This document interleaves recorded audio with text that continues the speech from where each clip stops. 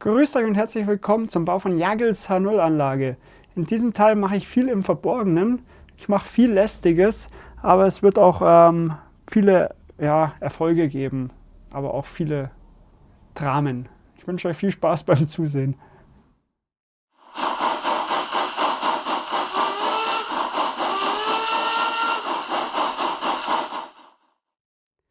Heute fangen wir an, das Stellpult zu bauen. Und dafür habe ich jetzt hier schon ein Brett und das soll jetzt hier erstmal unten drunter. Das mache ich jetzt gleich als erstes und dann schauen wir uns mal die Einteilung an, wie wir das am besten einteilen können und mit dem Monitor auch, ob wir den irgendwie so halb reinlegen. Mal sehen. Jetzt mache ich als erstes mal die Befestigung für das Brett und dann kommt es hier gleich mal drunter und dann sehen wir weiter. So, jetzt habe ich mal die Basiskonstruktion für das Stellpult gebaut, das ist recht solide. Wenn ich davor hocke, habe ich gut Platz mit den Beinen auch. Und jetzt geht's dann weiter. Jetzt muss ich schauen, wie ich das positioniere, das Ganze. Da muss ich mir jetzt mal was überlegen.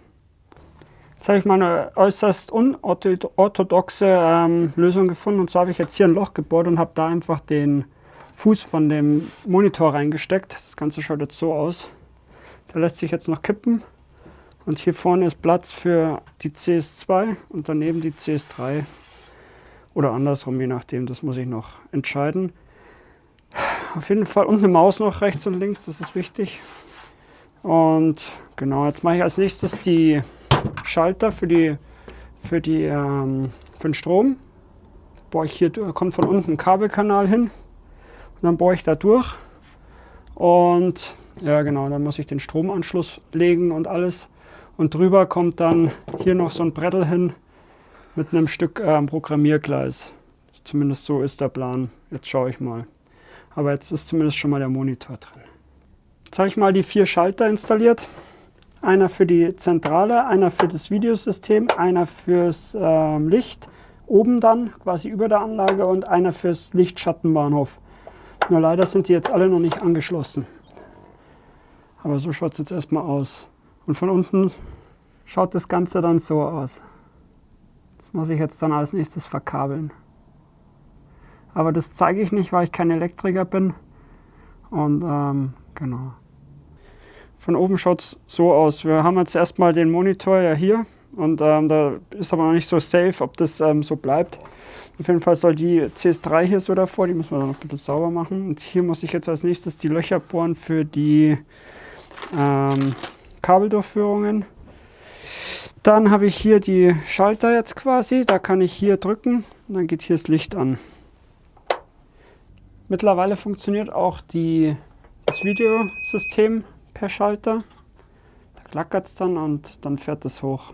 Auf jeden Fall, jetzt geht es Schlag auf Schlag. Jetzt werde ich als nächstes hier den Kabelchaos beseitigen, das Kabelchaos beseitigen und dann hoffe ich, dass ich die Anlagenanschlüsse dieses Video noch fertig bekomme und dann muss ich schauen, dass die 2 hier Freunde werden. Genau, das sind jetzt die folgenden Schritte oder die nächsten Schritte. Jetzt habe ich mal soweit alles hier unten angeschlossen, was für den Betrieb notwendig ist. Hier oben rührt sich auch schon was. Die ersten Kontaktgleise reagieren schon und melden sich schon zu Wort. Das sind die 2 Züge, die schon draufstehen. Jetzt weiß ich allerdings noch nicht, wie ich die CS2 mit der CS3 verbinde und ob das überhaupt geht. Also das muss ich jetzt erstmal noch auschecken. Aber zumindest rührt sich jetzt schon mal ein bisschen was. Zwischenzeitlich habe ich es hinbekommen, dass ich die CS2 mit der CS3 kombiniere. Und dazu musste ich hier, wie man hier sieht, beim Terminal, quasi, jetzt muss ich schauen, dass ich das mit dem Licht hinkriege. Da musste ich bloß hier quasi reingehen. Erstmal habe ich versucht, hier reinzugehen, aber da passt der Stecker nicht. Aber wer lesen kann, ist klar im Vorteil. Und jetzt sind die 2 auch schon Freunde geworden. Das heißt, wenn ich jetzt hier, sieht man ja quasi, A1 ist rot. Und hier ist die Weiche mit der Adresse 1 auch rot. Wenn ich das jetzt auf grün stelle, ist das hier drüben auch grün.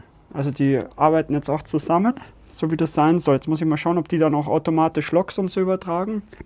Aber ich bin jetzt eigentlich ziemlich angetan von dem Ganzen. Es war recht unkompliziert. So, und das ist jetzt der aktuelle Stand. Jetzt werde ich als nächstes mal die Stromkabel legen, also die Anschlusskabel für die Gleise. Und dann geht es eigentlich schon bald ans Programmieren. Ich bleibe dabei, ich bin weiterhin begeistert. Das war relativ einfach, das Ganze quasi so zu verbinden, dass es miteinander arbeitet. Dazu muss man hier unten bloß auf den kleinen, also quasi im Setup-Menü, auf den kleinen Schraubenschlüssel gehen. Und dann kann man hier einstellen, Sync mit Hauptgerät, Keyboard, Layout, Mem und Control. Und das habe ich alles angeklickt, habe dann auf das Ding gedrückt, auf das Hackel. Und jetzt ist es so, jetzt gehe ich hier mal auf Control. Wenn ich jetzt hier aufdrehe, dann geht das hier auf der Seite bei der CS3 mit. Ich kann das mal zeigen. Also es ist jetzt quasi, ja, verbunden und arbeitet zusammen. Das ist auch beim ICE so. Also sehr schön, sehr einfach, sehr übersichtlich. Sehr, sehr gut. Jetzt habe ich die Anschlüsse für die Anlage schon an die Booster angeschlossen, beziehungsweise da ist jetzt erst nur mal der erste aktiv, weil die Boosterkreise müssen noch getrennt werden. Und der erste Zug fährt auch schon wieder. Aber es war schon wieder eine wahre Freude. Es hat sich dann nämlich rausgestellt, als ich die Anlage das erste Mal angemacht habe, da habe ich die Kamera leider nicht laufen gehabt.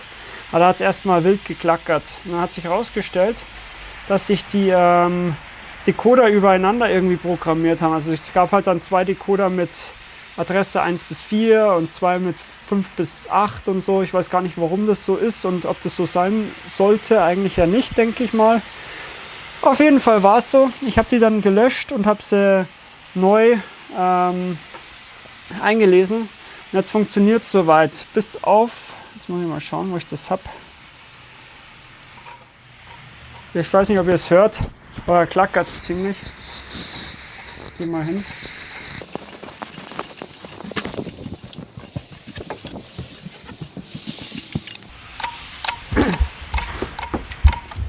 Außer bei dem E, wenn ich da auf 3 hier schalte, auf grün, dann fängt es an wild zu klackern und geht dann irgendwann mal in den Stopp-Modus. Da weiß ich noch nicht, woran es liegt. Ich nehme an, dass ich da einen kurzen drin habe irgendwo. Das werde ich jetzt mal noch rausfinden.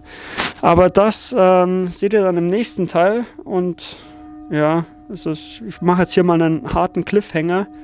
Ob ich das dann schaffe oder nicht, werdet ihr im nächsten Teil sehen. Aber ich hoffe, dass es nicht so tragisch ist. Jetzt hoffe ich, euch hat das Video gefallen. Bis zum nächsten Mal.